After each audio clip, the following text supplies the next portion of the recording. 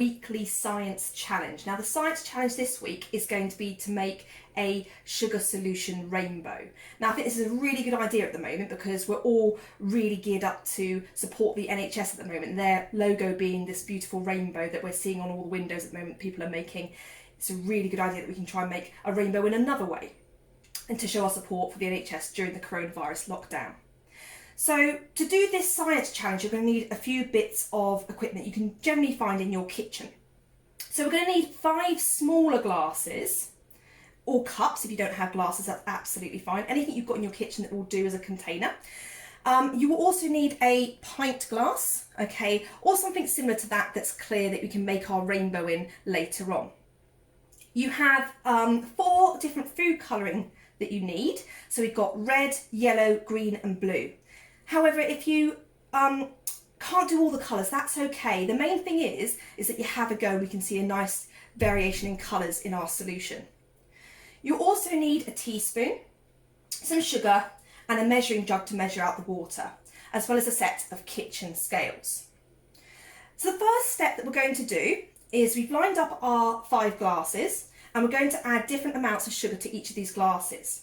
We're going to add 60 grams of sugar into glass 1, 45 into glass 2, 30 grams into glass 3, 15 grams into glass 4, and then no sugar goes into glass 5, so that one doesn't have any sugar in at all.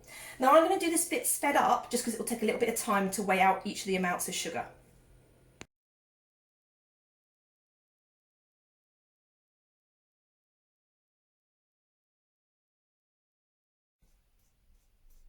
Okay, so now we've measured out our sugar. We've got 60 grams in cup 1, 45 in cup 2, 30 in cup 3, 15 in cup 4 and nothing in cup 5. I'm now going to add 45 millilitres using my measuring jug of water to each single cup. So each one's going to have 45 millilitres of water in it. Okay, I'm going to do that in sped up time as well because it's just going to take a little bit of time to do that.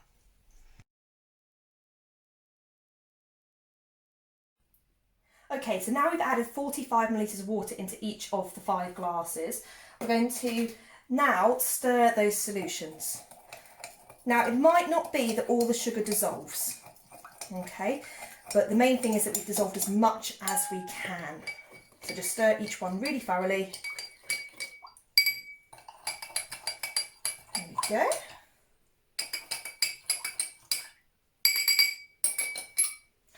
Now, we're going to take our food colourings. Into the first cup, we're going to add 2 to 3 drops of red food colouring. So let's just add that now. Okay, and once you've added it, then give it a nice stir. There's our red. Into the next one, we're going to put some yellow. There we go. Don't want to use too much of the food colouring, guys. You don't want to use up all your parents' food colouring, just a few drops will do. Into the third one, you're going to put the green.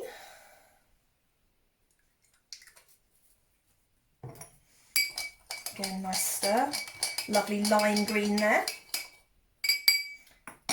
Into the fourth one, the blue. Now to make our violet at the end of the rainbow, I'm going to use 2 of the food colourings. I'm going to use red and blue. So if you mix red and blue, hopefully some of you already know this, you should get purple. So let's add some of the red in. See what nice purple we get. Our violet. There we go, a lovely purpley colour. So now we have the 5 different sugar solutions, each one a different colour, and we're going to start to add these to our pint glass now. So we're going to start off with the most dense solution. When I talk about density, density is how much there is packed into a certain volume. So at the moment, this one's got lots and lots of sugar packed into that same volume of water. So that one is the most dense, and it will go to the bottom. The yellow is the next one, which is the next most dense. So that will go above the red, and then the blue, and so the green, and then the blue, and then the purple, the violet, will go on the top because that one's got no sugar added in, so it's the least dense. Okay, now I'm going to do this again sped up.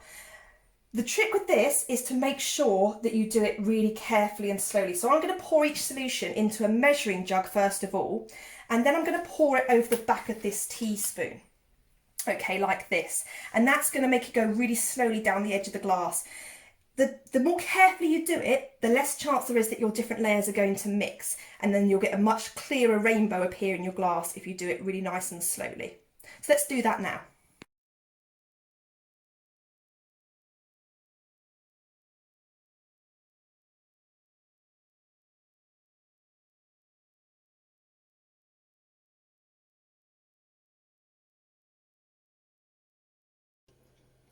Now, when I've done this in the past, the layers have been a lot clearer than how I had them in the pint glass. So I think if I use a different container, and if I can find a way to pour the liquids even slower, I can get that rainbow to be even more clear.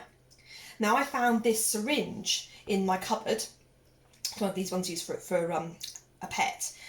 You might find you've got something else that you think you can pour the liquid more slowly with. Have a look around, see what you can find.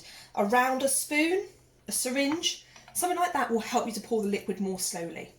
Right, so we're going to start off again with the red liquid, but this time I'm going to use this little milk bottle. I'm going to see if that helps to make the solution look a little bit more clear. So I'm going to do it sped up. So watch as I try and build up some more layers.